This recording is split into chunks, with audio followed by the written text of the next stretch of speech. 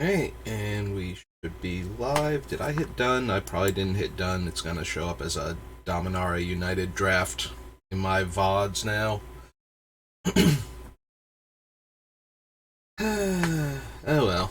I'll get used to this streaming thing eventually. Alright, so last time we took like a 4.5 hour stream, but we finished building Miracle.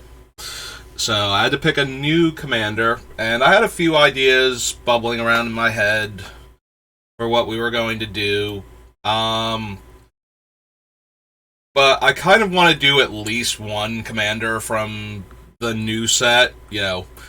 So there were two cards that kind of stuck out to me, and like one or two other cards that I was like, because there are a bunch of cards that, yeah, you can build an interesting commander deck out of them, but I either have decks already similar to what these ones would be about, or they just kind of, this is going to be a very bland deck as far as I can tell.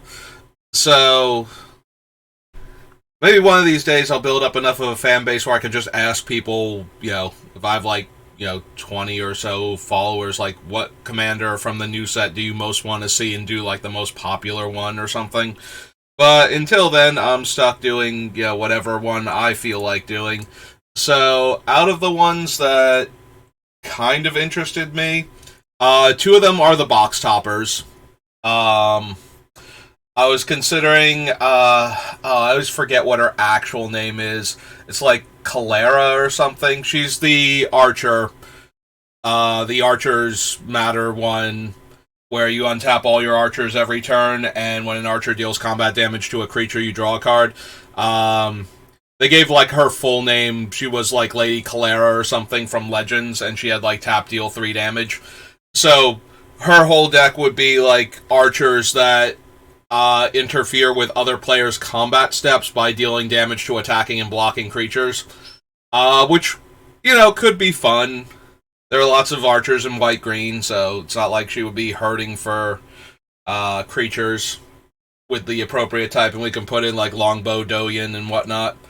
The other one from the box toppers is the new Umizawa. I think it's Tetsuo Umizawa is the one from Legends. So that one, when you attack with him while he's equipped, you get to do one of two things depending, and it uses the highest mana value among equipment attached to him.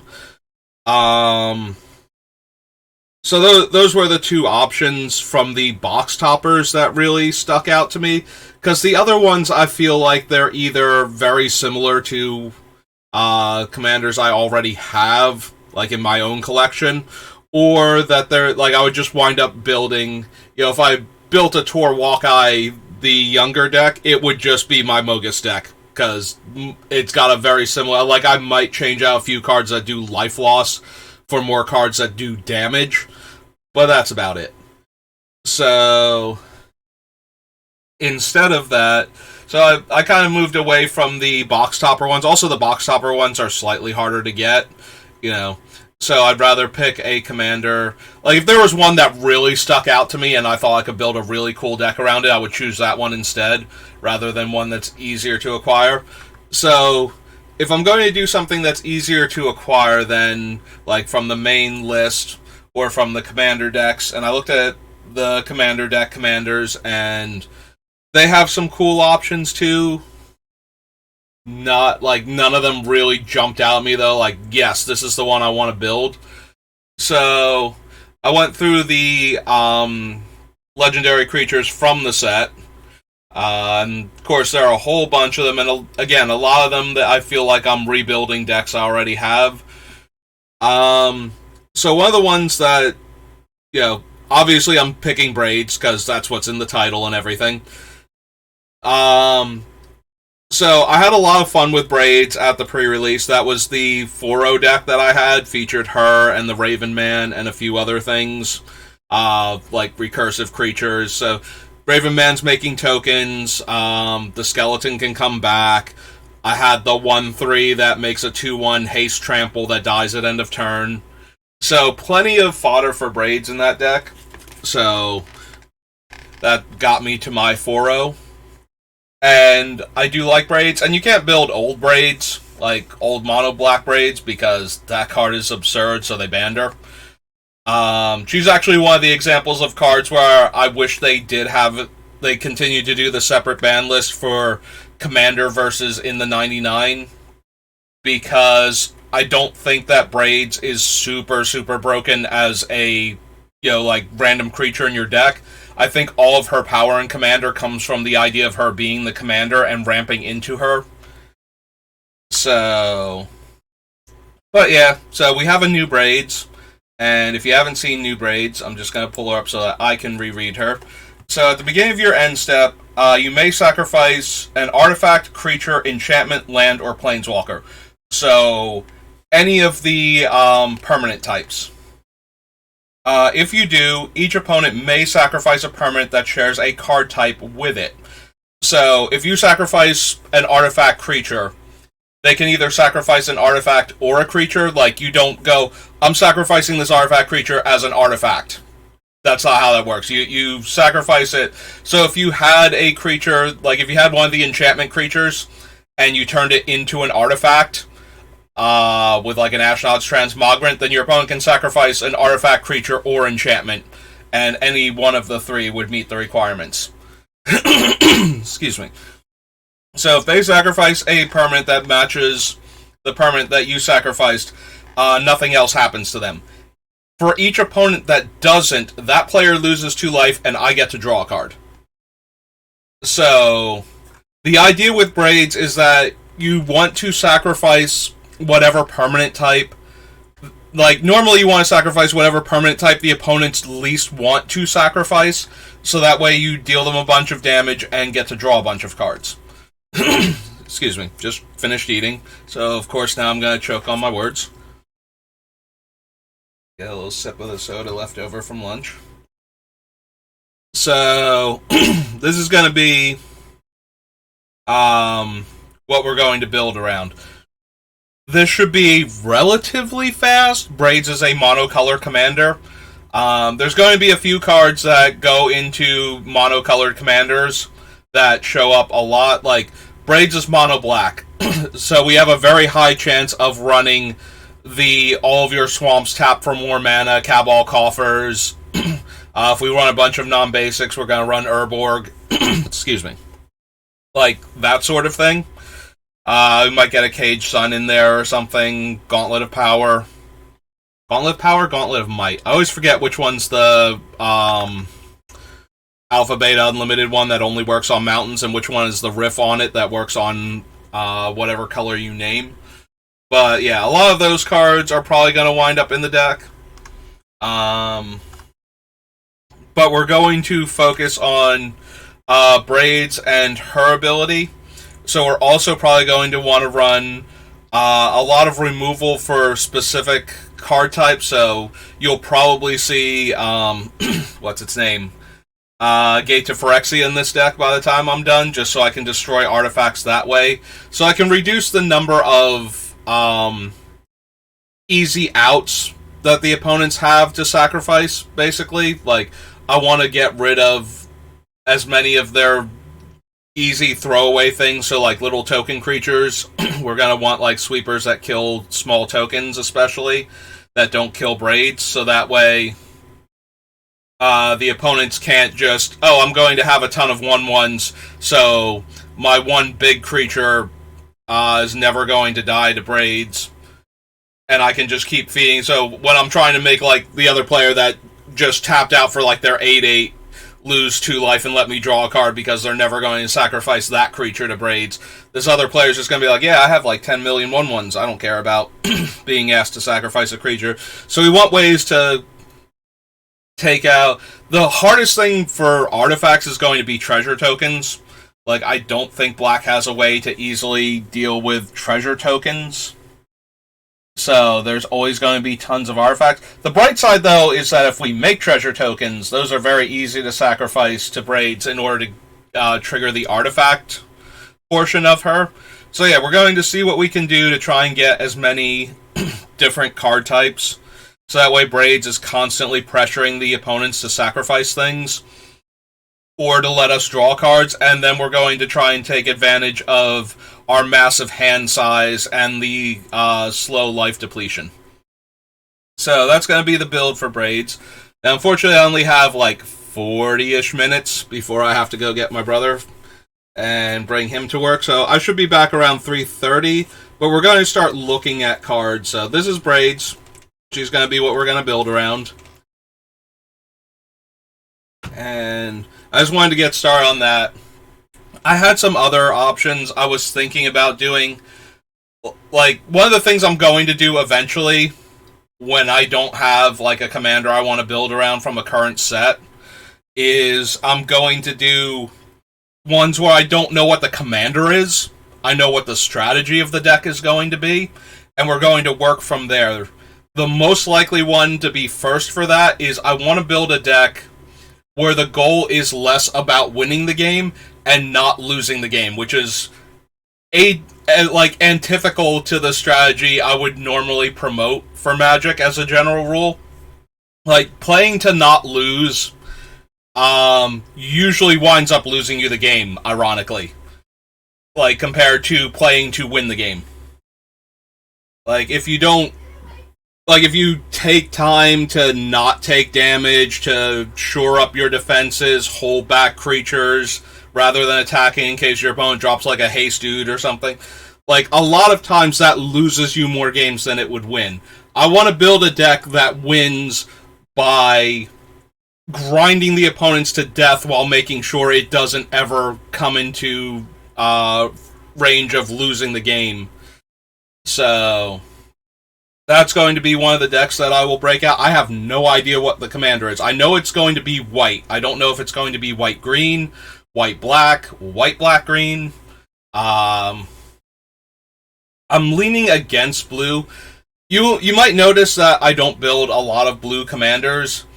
When I build a blue commander, I tend to build it very... excuse me. very,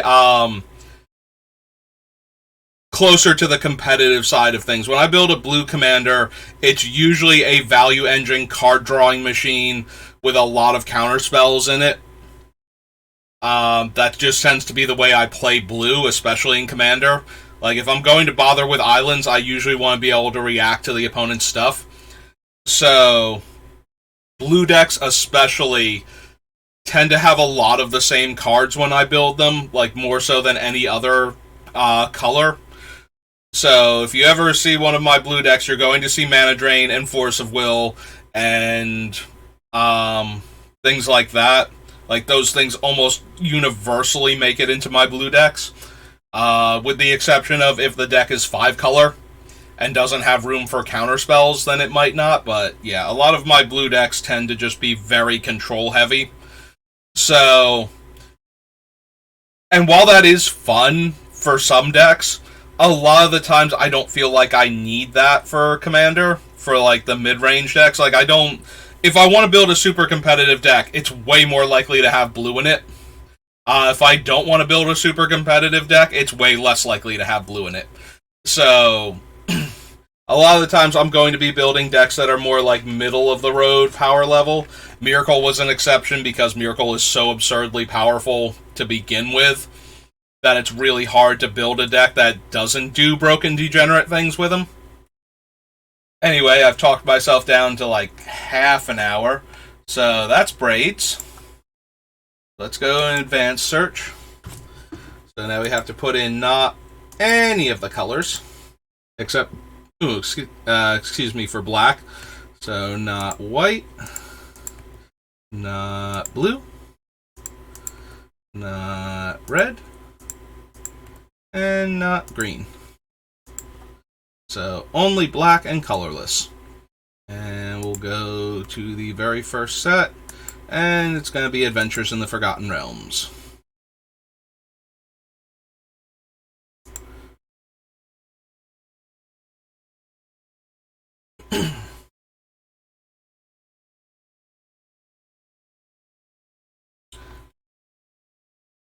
The bad thing about always starting in Adventures in the Forgotten Realms is I'm always tempted to do things like explore the dungeon, because the dungeon has a lot of incremental card advantage things that you can be doing with it. And since I have no cards picked out, it's very easy to pick the cards that explore the dungeon. But I think we can avoid that. I don't think we want Asmodeus. Not for this one, anyway. Yeah, we don't want to have our card draw replaced with exiling it with Asmodeus and then having to pay life. It's not like we're draining with Braids, where we can draw all the extra cards off of Asmodeus that way. Bag of Holding. Baleful Beholder. Can make players sacrifice enchantments. It's not amazing, though. -3, -3. Don't need to choose one player's hand. So, if we cared about going into the dungeon at all, Clattering Skeletons is a thing we can sacrifice, but we'll have better sacrifice fodder. Beginning of your end step if a creature died. So, Braids triggers also at the beginning of the end step, so Death Priest of Miracle will never trigger off of the creature we're sacrificing to Braids, if we choose to sacrifice a creature.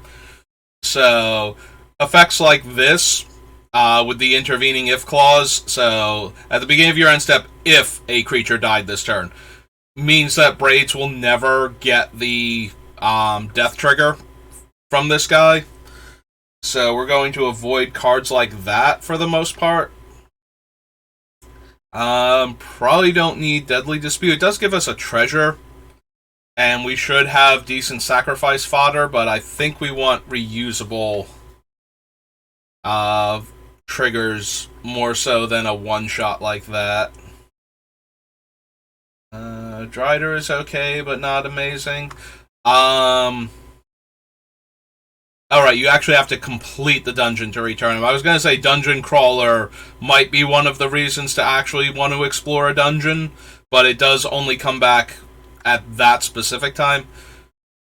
Ebon Death, however, probably worth considering. You can cast Ebon Death from your graveyard as long as a creature other than Ebon Death died this turn, so... Forgotten Realms. There we go. So, Ebon Death, Dracolich. Oops, Dracolich.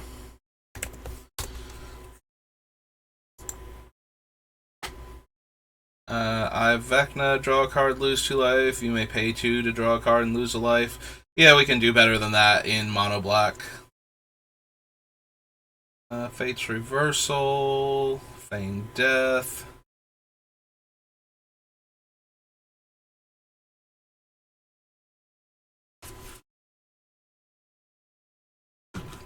So I'm stopping on Feigned Death, so this isn't one of the ones that makes the creature indestructible. This is one of the ones that buys the creature back from the graveyard when it dies. I think we can do better than Feigned Death, though. We probably just want something like Nim Deathmantle for that type of effect. Forsworn Paladin can make treasures, which gives us a supply of artifacts to feed to it. Forsworn Paladin. And it can give our creatures Death Touch with the ability if we feed it treasure. So, both abilities perfectly fine. We can use this as a ramp card in the early stages by making treasure, and then treasure is a decent thing to sacrifice to Braids if we're trying to get rid of artifacts that are the problem. Probably don't need the cube. We can do better for our removal based. Comes into play creatures. If Grim Bounty weren't a sorcery, probably. Grim Wanderer is just a 2-mana 5/3, which is not very impressive in Commander. And a Vecna. I do want to have a large hand. I don't know that I care about the actual hand of Vecna, though. I want a large hand, but I don't know if this hand is large enough. How big was Vecna's hand? I mean, he was a wizard, so I'm imagining, and a lich towards the end, so I imagine it's kind of shriveled and small. Fired Hexblade. No. Hive of the Eye Tyrant, maybe. I do like having Graveyard Hate, and the Hive is a pretty like easy way to get a card out of the graveyard if we aren't doing anything else. The downside is it does have to attack, so removal that can target it before then will stop it from being able to exile that one card we don't want our opponents getting back next turn, but it's also taking up a land space, and it can turn into a creature, so that can be super relevant sometimes. Horde Robber is just... Horde Robber isn't even good in, like, its limited format, so it just keeps running into, like, 2/2s for 2 and not doing anything. Loth might be worth considering. She does have death triggers to get more loyalty. So we might be able to keep her healthy and getting towards that ultimate. So her ultimate is, I have an emblem. Whenever an opponent is dealt damage, if they didn't lose 8 total life from it's combat damage, right? Yeah, it's dealt combat damage. If they didn't lose 8 total life from all of my attackers off of that combat damage, then they lose 8 life. Or not 8 life. They lose enough life so that they've lost 8 life. So if you attack with a 1/1, it's guaranteed to deal them 8 if it connects. But if you attack them for 8, the emblem does nothing. Like, if all 8 points of damage get through, the emblem does actual nothing to them. She also lets us draw cards and make creatures. So both of those, always good things. Power Word Kill is probably too restrictive in Commander. Demons, dragons, angels, like devils is probably the least restrictive part on it. But angels, demons, and dragons do tend to show up in lots of decks. So it's not quite versatile enough. I would rather run Ren Flesh that destroys a non-spirit over, Power Word Kill. No. I do like Shamblegast in these type of decks, but he's just so small and low impact in Commander that I don't think he's going to make it. The Skullport Merchant, though.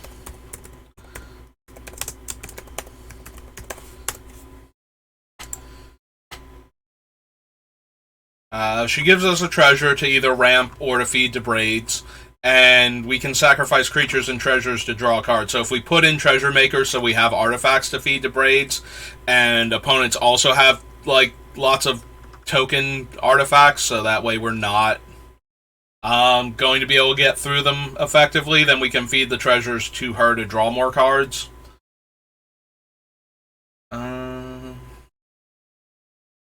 And Planeswalkers, so no. Pit Trap, Temple, the Book of Vile Darkness, the Deck of Many Things, Thieves' Tools, no.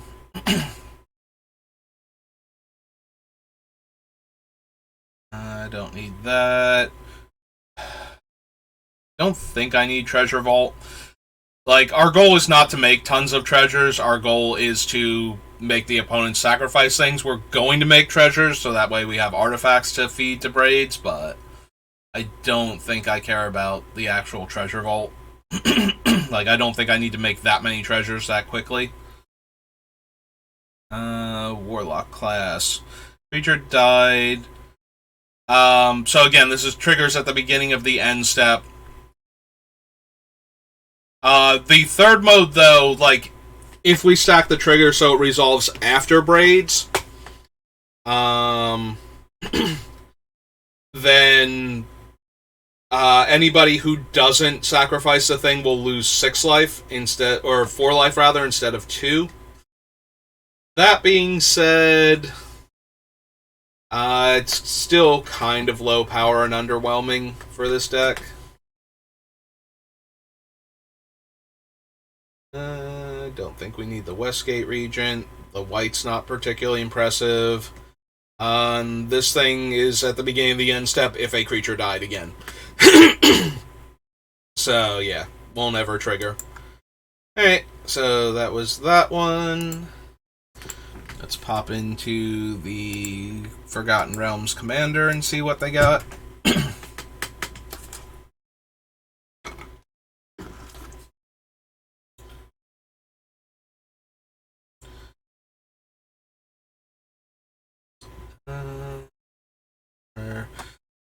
Bag of Devouring. Whenever you sacrifice another non-token artifact or creature, exile it. Sacrifice another artifact or creature to draw a card. 3 tap, sacrifice bag, roll a d10, return up to X cards from among the cards exiled with Bag of Devouring to their owner's hand, where X is the result. Probably not. Like, I think we can do better than that. Want the purse.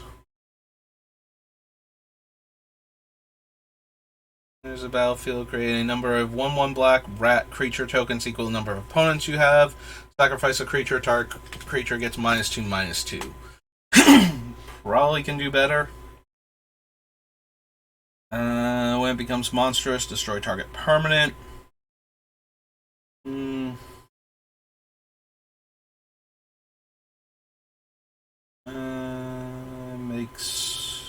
Makes mana. Dance Macabre. Each player sacrifices a non-token creature. Roll a d20 and add the toughness of the creature you sacrificed. Return a creature card put into a graveyard this way to the battlefield under your control. Return up to 2 creature cards put into the graveyard this way to the battlefield under your control.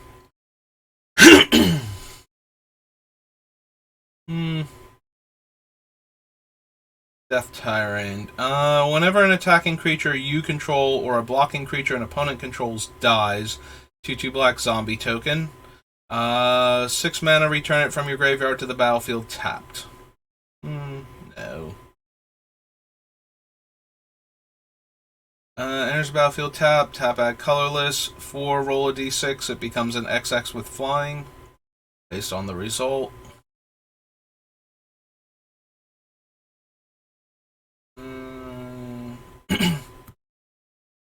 Roll 2d10, choose 1 result, return a creature card from your graveyard to the battlefield with that many 1/1 counters on it. Then each opponent loses X life and you gain X life, where X is the other number. Whenever 1 or more creatures you control deal combat damage to a player, make 2 treasures. Sacrifice X treasures, target creature gets -X/-X, but only as a sorcery.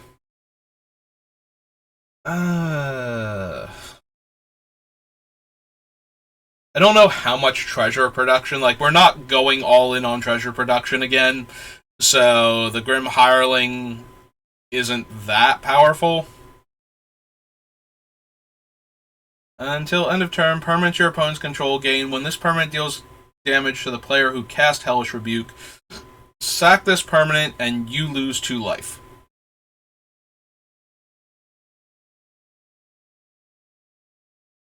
Lucen is the one that, or Lorcan, not Lucen. Lorcan's the one that makes warlocks, right? Turns your things into warlocks. Creatures put into opponent's graveyard from anywhere. You may pay life equal to its mana value. If you do, put it onto the battlefield under your control.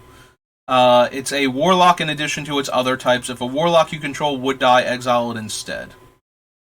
It is a 7 mana 6/6.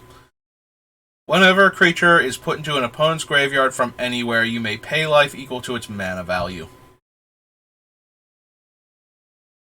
I don't mind stealing the opponent's creatures and having this out when Braids is making them sacrifice stuff, but at 7 mana, I think we can do better for stealing our opponent's stuff. Like, Tegrid's more likely to make it into the deck than this guy.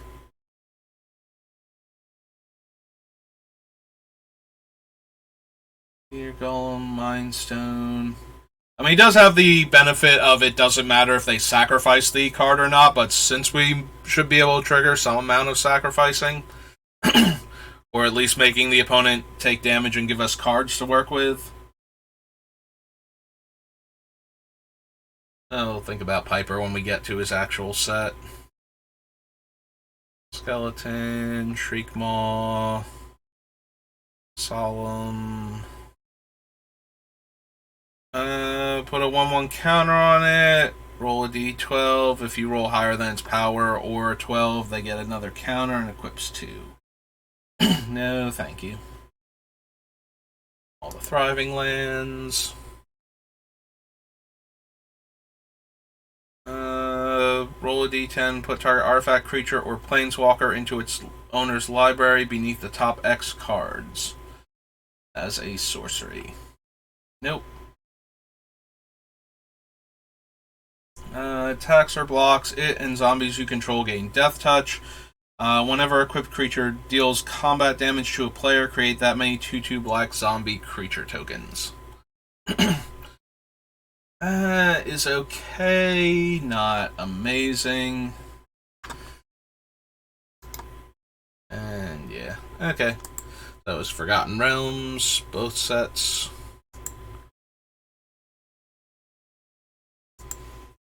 Alright, so after Forgotten Realms is Aether Revolt.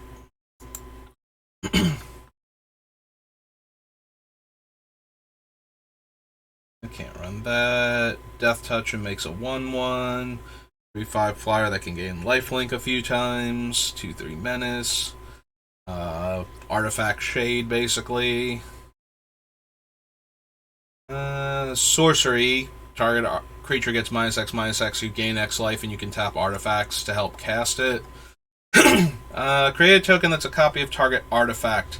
Token gains haste. Exile at the beginning of the next end step.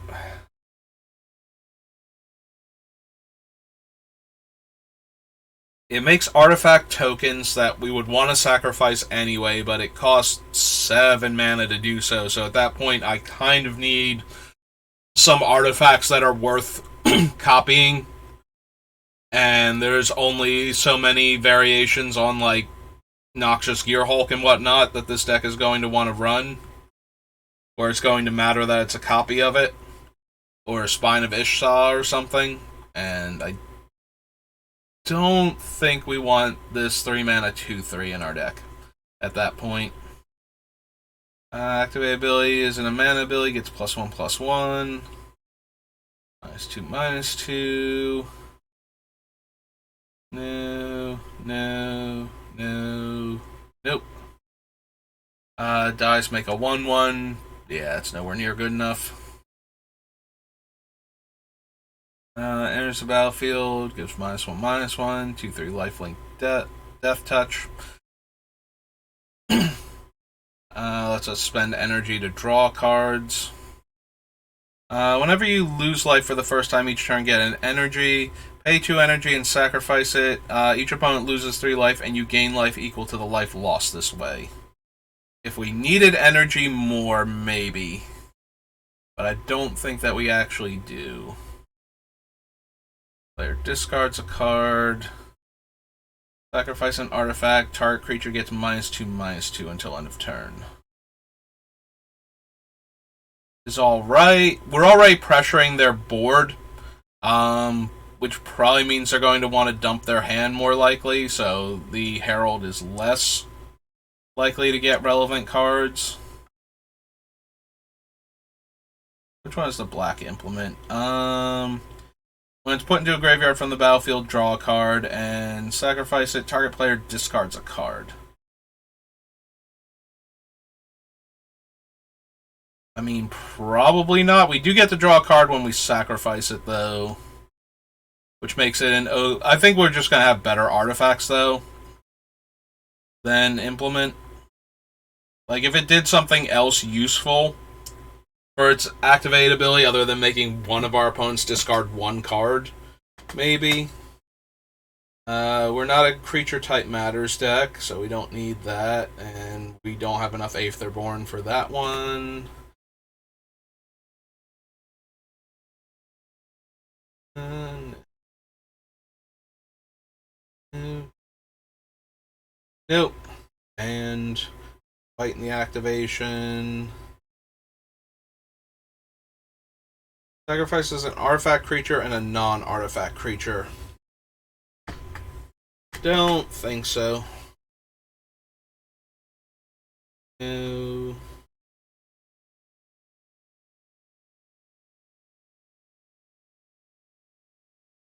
Target creature gains indestructible and makes a 1/1. No. Turn target creature card from your graveyard to your hand. If you control an artifact, draw a card. Scrap Trawler is okay if we have other artifacts to get back, like sacrificing one of our artifacts to trigger Braids and getting back a different one with a lower casting cost. Depends on what artifacts we can get back with it. I suppose we can add it to the list for right now. That's true. I still have it set up for when I'm just cutting cards, so we need to slide this over a bit. I can see both at the same time. But yeah, let's go to Aether Revolt. And we will add in Scrap Trawler.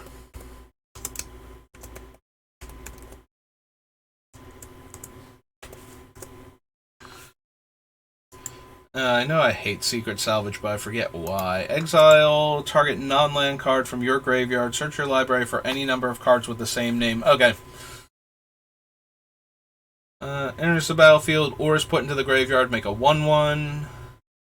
Non-token artifact you control is put into a graveyard. Make a 1/1. Yeah, these are all good if I'm sacrificing lots of artifacts to things. And I don't know that I am. Aside from Braids, where we might want to feed her artifacts, I don't think any of these are particularly good. Old Walking Ballista, Gehenny, and Expertise. -3/-3, and cast a card with converted mana cost 3 or less. Considering that kills Braids, I'm less inclined to run that one. Alright, I got like 12 minutes left. What was the next one? Alara Reborn? We can't even get anything from this, can we?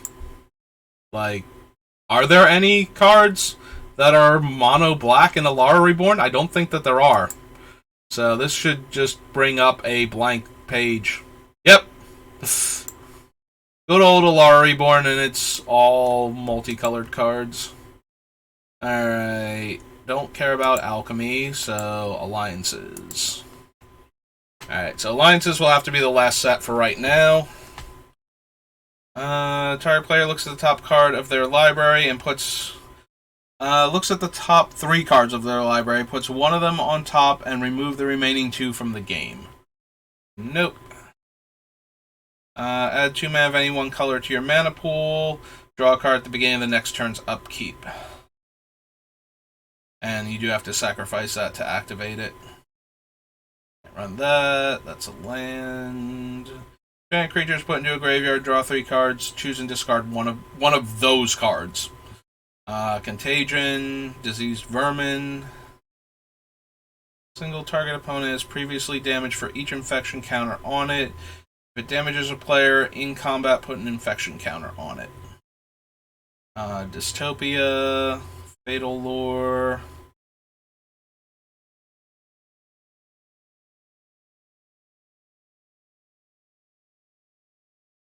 No. Feast or Famine, no. Fevered Strength, no. Bloodwater Dam. Dushta Scepter, no. Thumb of Obedience, no. Discards a card at random, only if it was put into a graveyard from play, and you can't spend more than black and 1. No damage, and they lose 2 life. End of any turn, if it's in your graveyard with a creature directly above it, you may put it into your hand. Sacrifice a creature, deal 1 damage to target creature or player. Nope. No. Lake of the Dead, probably not worth. First strike and regenerates. Bauble, put up to 4 basic land cards from any player's graveyard on top of their library in any order. That player draws a card at the beginning of the next turn's upkeep. Groundbreaker, no. Misinformation.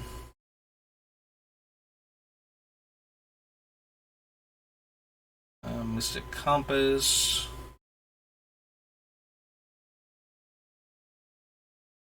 No. No. No. No. No.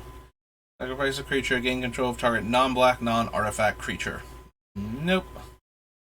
Return all enchantment cards on target permanent you own to their owner's hand. Draw a card at the beginning of the next turn's upkeep. No. No. Soul Grail. No. Put a card from your graveyard on the bottom of your library. No. Steam Beast. Stench of Decay.